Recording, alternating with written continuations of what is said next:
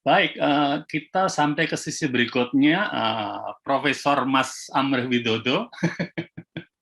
Dari tadi masih ada di sana, Mas Amreh. Kami persilakan waktunya untuk bisa melihat atau membaca samin ini. Dan barangkali karena ada di belakang bisa sedikit banyak sebetulnya menyatukan cara pandang dan bukan untuk disatukan, tapi untuk melihat cara pandang yang berbeda itu dengan sebuah alat baca baru begitu barangkali. Silakan, barangkali waktu dan tempat kami persilakan Mas Amreh, Profesor Amreh, maaf.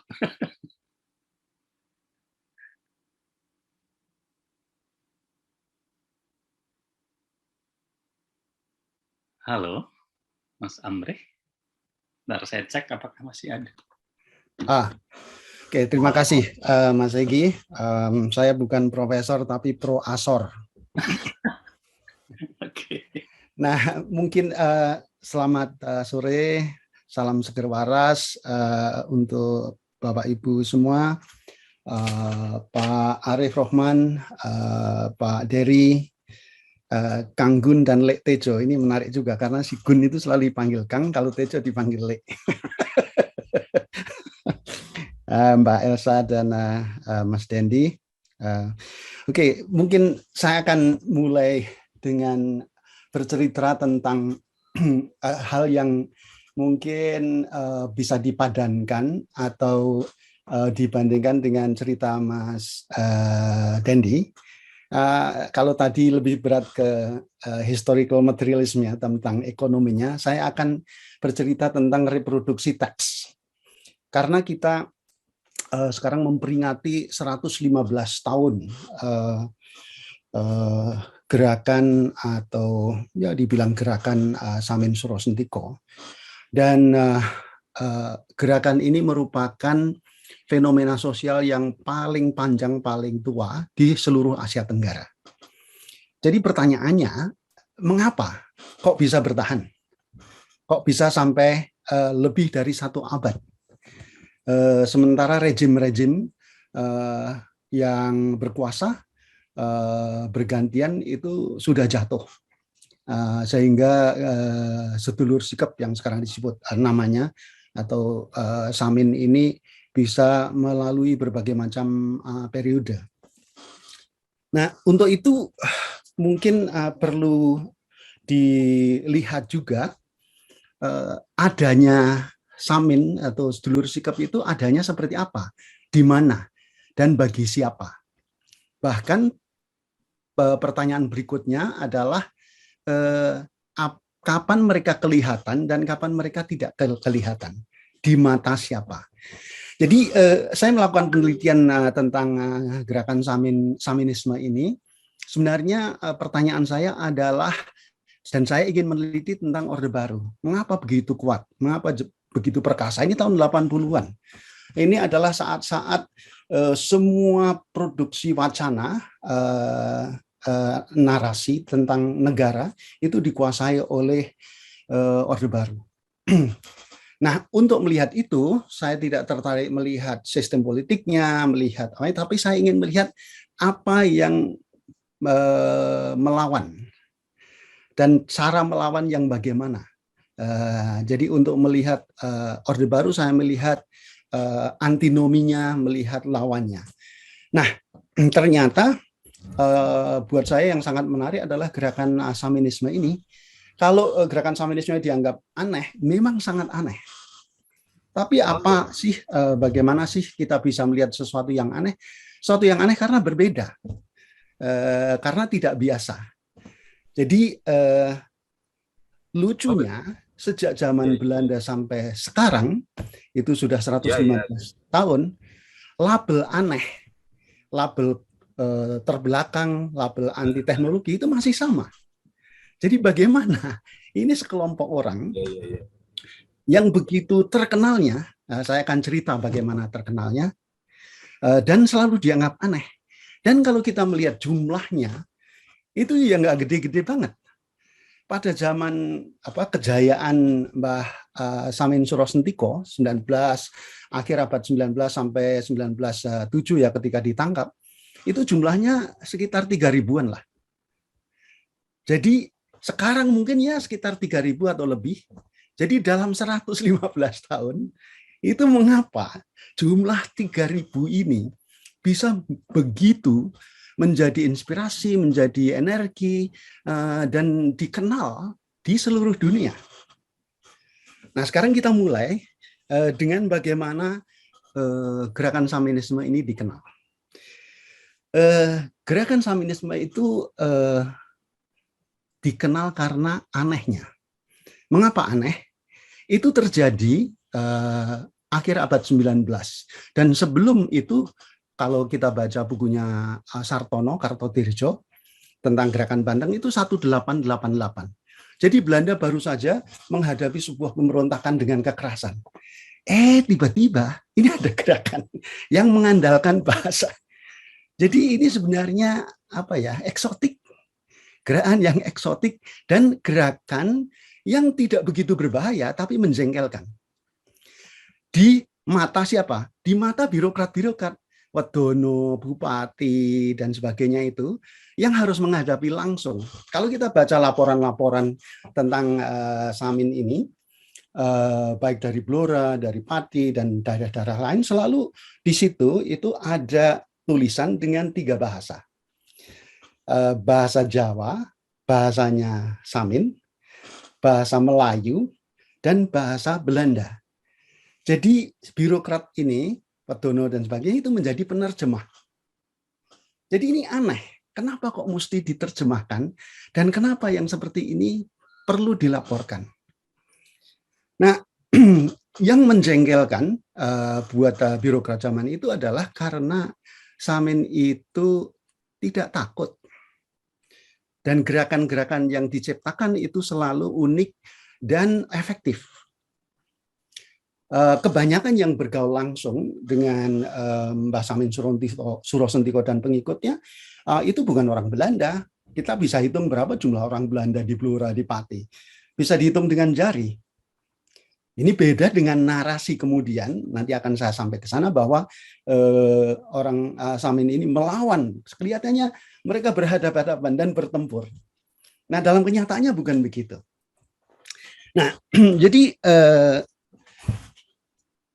mengapa menarik? Kita lihat siapa yang membuat laporan tentang gerakan Samin ini pertama kali. Yang pertama adalah asisten residen Rembang namanya Jasper, yang menulisnya sekitar 1912-an begitu, yang diberi tugas khusus, commission. Jadi dikirimkan, diberi tugas khusus untuk membuat tulisan, laporan tentang gerakan Saminisme ini. Artinya apa? Artinya kita bayangkan di Den Haag sana atau di Amsterdam itu birokrat-birokrat di sana itu melihat ini ada yang menarik di pelosok Kediren Randu Blatung ini. Menugaskan langsung. Jadi komunikasi antar dua negara, antara Randu Blatung dan Den Haag itu intensif, dan waktu itu juga Rembang itu lumayan intensif. Nah, kemudian tulisan yang berikutnya adalah ditulis oleh Cipto Mangunkusumo. Cipto ketika lulus dari Sofia itu ditugaskan di rumah sakit Blora. Kemudian dia bergaul dengan orang-orang Samin dan dia menulis sebuah buku, di mana buku itu kemudian dilaporkan di dalam Kongres Syarikat Islam di Solo. Nah, yang menarik dua orang ini, yang satu Belanda, yang satu Jawa, belum ada Indonesia ya. Dua-duanya modern. Itu cara pandangnya sama. Kalau Jasper bilang bahwa gerakan perlawanan Samin ini merupakan mental of waking, penyakit jiwa yang terjadi karena mereka begitu tertekan atas penindasan atau eksploitasi daerah itu. Dan kalau kita lihat, akhir abad 19, sebenarnya pelembagaan atau establishment dari negara modern pemerintahan kolonial Belanda itu baru 1870. Dan sekitar itu juga ada sensus. Sehingga gerakan Saminisme ini merupakan respon terhadap terlembaganya, establishnya pemerintahan modern kolonial Belanda. Sebelumnya adalah memakai tanam paksa dan sebagainya, itu indirect rule, pengontrolan tidak langsung. Nah, baru ketika langsung ini lalu terjadi perlawanan. Mengapa? Karena semula yang tidak langsung ya kalau tidak setor nggak apa-apa, asal tanaman jaraknya, tanaman kopinya, atau bisa panenan. Tapi dengan establishment atau pelembagaan negara modern itu apa yang terjadi? Ada pajak. Maka Mbah Samin Suro-Sintiko adalah perlawanan pertamanya adalah melawan pajak. Sehingga dikatakan pajak kui jejek. Jadi memakai bahasa-bahasa, jejeknya adalah jejek dari kemaluan ya untuk pajak itu, untuk melawan bahasa pajak yang ditarik. Saya menulis artikel tentang bahasa ini yang intinya adalah tiba-tiba muncul satu set kata-kata yang artinya sama sekali bukan merupakan bagian dari kehidupan mereka sehari-hari. Nah, untuk memberi arti, untuk tahu, mereka harus manut, mengikuti apa yang diinginkan oleh pemerintah Belanda, yang kemudian disampaikan oleh birokrat-birokrat atau wedono-wedono Pamongprojo kepada mereka. Nah, karena ini tidak masuk akal, maka sedulur-sedulur Sikep atau orang Samin pada waktu itu memberi arti tersendiri. Melumah, lemah diberi arti melumah, pajak, jejek, sembahyang, mesem nyembah gerayang dan sebagainya. Yang kalau mau disimpulkan pengertian ini adalah bersumber pada ajaran Saminisme, ajaran Wong Sikep atau ajaran dari Mbah Samin, bahwa dunia ini dibagi dua, yaitu antara Wong dan sandang pangan. Nah, ini sudah banyak sekali dijelaskan oleh Kang Pramugi, oleh Kang Gun dan sebagainya. Tapi saya mau mengatakan bahwa ketika tadi Mbak Elisa sudah mengatakan kalau ada bahasa seperti begini, tentu ada pandangan. Dan pandangan ini tentu kuat karena selama 1 abad lebih bahasa itu dipakai terus dan dianggap bisa memberikan jati diri dan memberikan kekuatan. Nah, itu harus dibuktikan. Bukti yang pertama adalah ketika Anda datang ke keluarga Samin atau keluarga Sikep, perkenalan. Lalu Pulau Lanang atau Pulau Wedok, Pengaran ini, dan sebagainya. Nah, itu sudah mulai dengan bahasa itu. Artinya apa? Artinya, ini menurut banyak ahli, bahwa bahasa itu bukan hanya sarana komunikasi, tetapi bahasa adalah pembentuk pandangan dunia. Jadi identitas siapa Anda ditentukan oleh bahasa. Nah, ini implikasinya luas sekali. Nanti akan saya kembali ke ini mengenai apa yang bisa dikerjakan.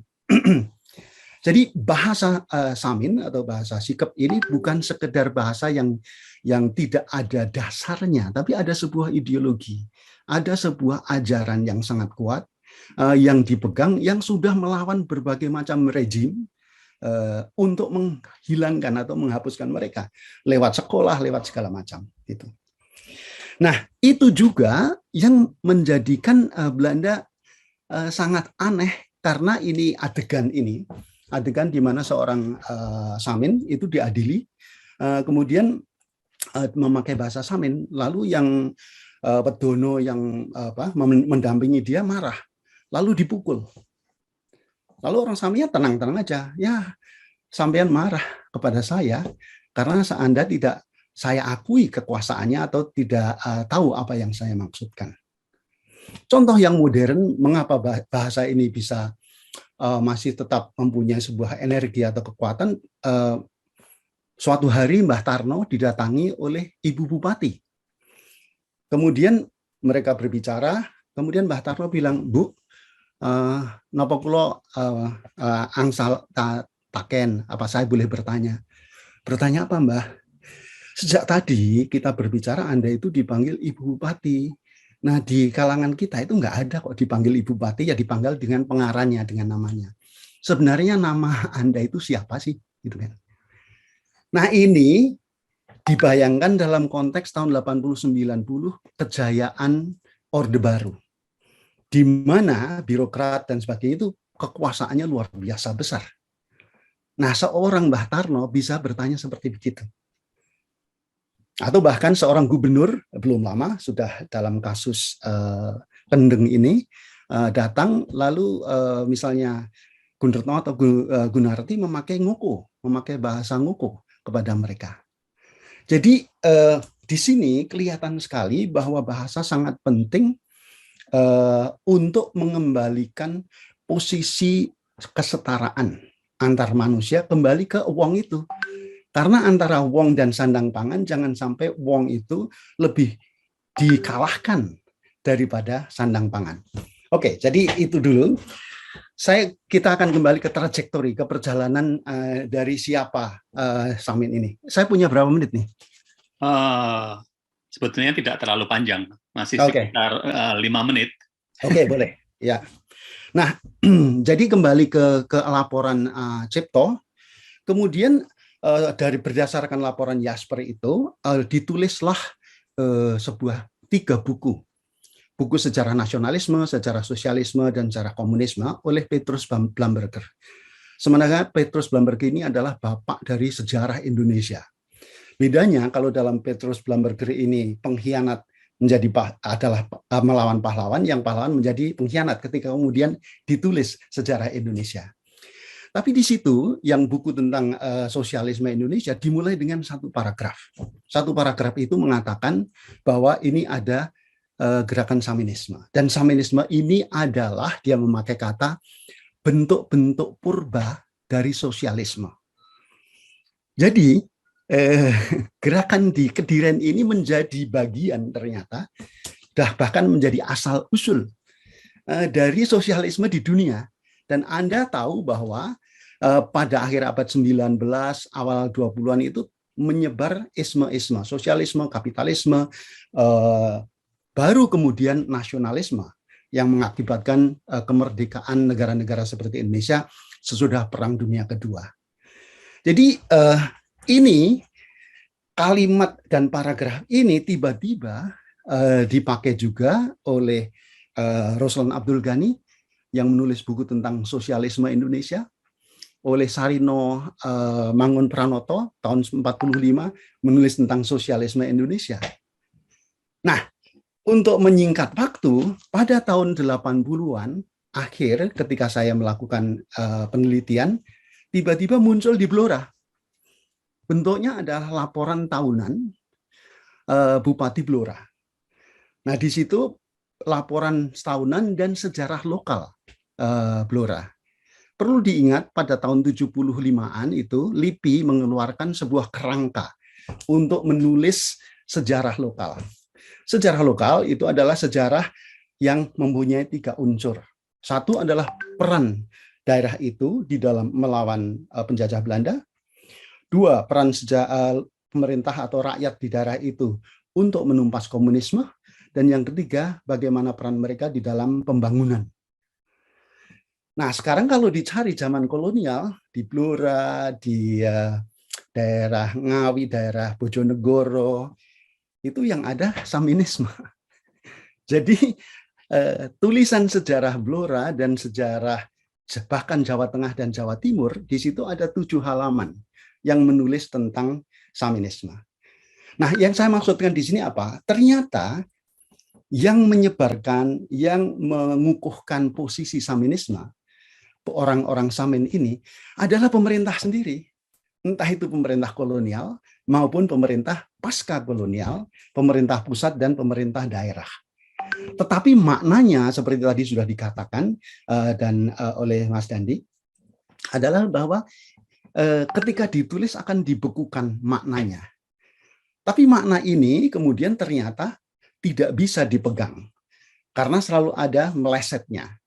Itu terjadi tahun 55 ketika ada pemilu, ternyata orang-orang Samin dianggap tidak bisa memilih karena ribet, menanyakan macam-macam, tidak bisa menjawab dengan tepat. Tahun 80-an ada kawin paksa Dan akhirnya misalnya tahun 80-an 90-an di Blora itu Kang Pramuki menjadi tokoh yang luar biasa hebatnya di dalam pembangunan sampai dia mendapatkan Kalpataru. Lalu yang terakhir adalah peristiwa Kendeng. Jadi di sini kelihatan sekali yang mau saya katakan adalah bahwa Samin bisa menjadi kelihatan dan menjadi bagian dari sejarah Indonesia karena sejak awalnya itu sudah dihubungkan tidak hanya dengan sejarah Indonesia tapi juga sejarah dunia. Sejak pertama kali ketika Belanda establish sebagai negara modern, itu sudah ada Saminnya. Nah, kalau kita lihat umurnya Mbah Samin dengan Kartini, itu sebaya. Jadi kalau kita lihat pergaulan Mbah Samin Surosentiko itu sangat intensif dengan pemerintahan dan dengan apa yang dikerjakan oleh kolonial Belanda. Sama dengan apa yang dikerjakan oleh Kartini yang banyak sekali membaca artikel-artikel berbahasa Belanda yang dikirimkan kepadanya. Sehingga bahkan orang seperti Benedict Anderson itu mengatakan bahwa sebenarnya kalau orang menulis tentang sejarah nasional Indonesia, itu Mbah Samin Surosentiko harus ada di sana. Jadi sebenarnya pemerintahan Pak Arif Rohman dan dimulai dengan pemerintahan pada waktu bupatinya Pak Joko Nugroho yang ingin meluruskan sejarah bahwa Samin Surosentiko adalah pahlawan nasional, itu masuk akal karena Mbah Samin sudah membayangkan sebuah komunitas. Mungkin namanya berbeda, mungkin bayangannya lain, tetapi bahwa dia merupakan bagian dan yang lebih penting adalah bahwa dia merespon perubahan besar-besaran yang terjadi pada akhir abad 19 dan awal 20. Zaman itu adalah zaman reformasi yang besar-besaran. Pengenalan teknologi tentang listrik, telepon, radio, dan sebagainya, sekaligus esma-esma ide-ide yang baru. Nah, itu sebabnya kalau kita melihat apa warisan yang diberikan oleh Mbah Samin itu warisannya adalah, kalau mau bisa dilihat, yang pertama kali gerakannya yang tanpa kekerasan. Nah, itu bisa diperdebatkan karena ada beberapa seperti Pramudia itu juga merasa bahwa Samin itu juga membawa senjata dan juga melawan dengan kekerasan. Tetapi selama ini yang direproduksi adalah non-violent-nya. Yang kedua adalah tentang bahasa. Bahasanya yang melawan kemapanan, yang tidak mau sebagai alat, tidak mau didefinisikan. Jadi orang Samin itu tidak mau sekolah bukan karena sekolah dan ilmunya, karena nyatanya sekarang mereka belajar. Mereka belajar, bahkan belajar komputer, dan akhir-akhir ini belajar untuk memproduksi podcast atau YouTube.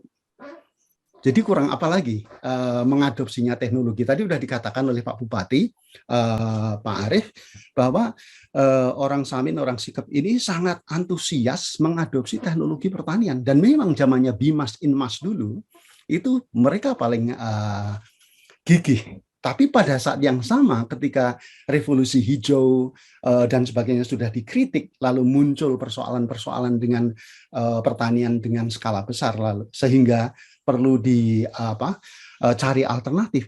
Orang Samin, orang Sikep juga yang pertama kali untuk mengintrodusir dan memberi contoh pertanian organik. Dan yang terakhir mau saya sampaikan di sini adalah ada sebuah tradisi. Pada zaman Mbah Samin Surosentiko dulu, itu ada tradisi nyocoke, mencocokkan. Nah, mencocokkan di sini bukan hanya mencocokkan ajaran agama, tapi mencocokkan bagaimana menafsirkan fenomena yang baru, lalu ditafsirkan sesuai dengan ajaran mereka. Contoh yang paling besar misalnya ketika pertama kali itu Kang Gunarno itu memakai komputer dan kemudian memakai HP, nah sekarang memakai kamera dan sebagainya. Pada awalnya itu terjadi perdebatan yang luar biasa, banyak sekali yang menolak, banyak sekali yang tidak mau, sampai sekarang juga masih ada. Ketika Kang Gunarno itu melawan soal Kendeng, juga banyak yang menolak. Implikasinya di sini adalah bahwa pada contohnya tahun 2006, ketika ada kabar bahwa tanah-tanah akan dibeli untuk pertanian biji jarak. Yang pertama kali curiga adalah sedulur Sikep. Saya masih ingat waktu itu rapat pertama kali yang mencurigai bahwa ini akan dibangun sesuatu industri ekstraksi. Gitu. 2006. Jadi itu 16 tahun yang lalu, itu permulaan dari perlawanan. Jadi di sini kelihatan sekali bahwa yang penting mereka selalu sinau, membaca kenyataan dengan kritis. Sehingga kalau mau diteruskan pertanyaan ke tadi yang disampaikan juga oleh Mas Dendi, apa yang perlu diwarisi dan diteruskan adalah kekritisan, kemampuan membaca kenyataan secara kritis, tidak harus formal sekolah.